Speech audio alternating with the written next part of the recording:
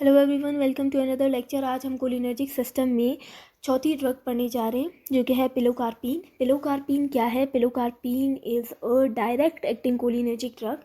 Pilocarpine एक direct acting cholinergic drug है, मतलब ये डायरेक्टली जाके रिसेप्टर पे एक्ट करेगा।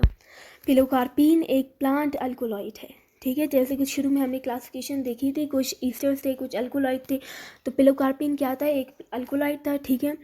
तो pilocarpine is a plant alkaloid, means इसमें नाइट्रोजनस ग्रुप है, ठीक है। It's an tertiary amine, means lipophilic, means ये नॉन पोलर है and it can pass the blood brain barrier.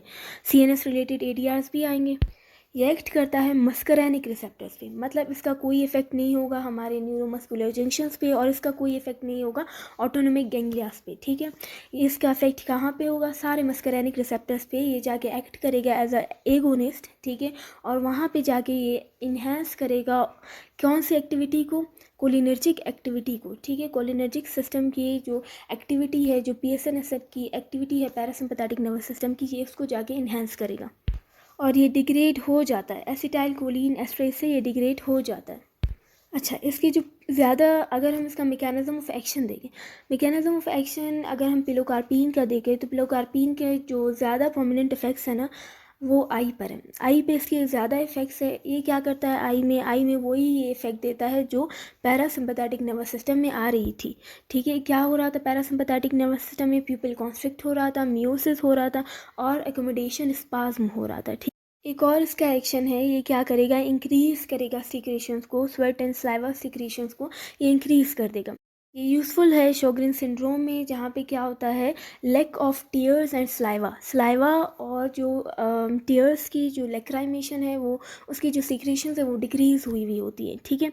तो ये उसमें यूज़फुल है क्योंकि ये सीक्रेशंस को क्या कर रहा है? इन्हेंस कर रहे हैं। जीरोस्टोमिया, जहाँ पे ड्राई माउथ होता है, सलाइवा की जो सीक्रेशंस है वो बहुत ही कम होते हैं, ठीक है। उन पेशेंट्स में ये यूज़फुल है।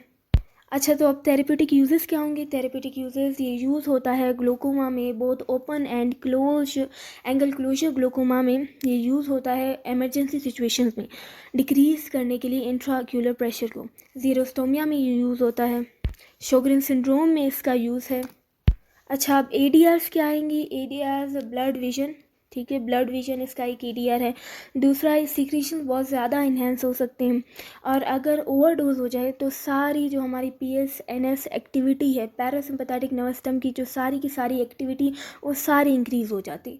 अगर हम देखें क्या एक्टिविटीज़ इंक्रीज़ होंगी, आई पे देखें तो मियोसिस होगा, एकोमोडेशन स्पाज्म होगा, स्वेटिंग और जो सीक्रेशंस है वो सारे इंक्रीज़ हो जाएंगी। हार्ट पे देखें, हार्ट रेट कम हो जाएगा। GIT के सारे जो फंक्शंस है वो सारे इन्हेंस हो जाएंगे। इसके अलावा जो हमारा ब्लैडर है और यूरिनेशन ज़्यादा होगी, फ्लशिंग ज़्यादा होगी। That's all guys, thanks for watching.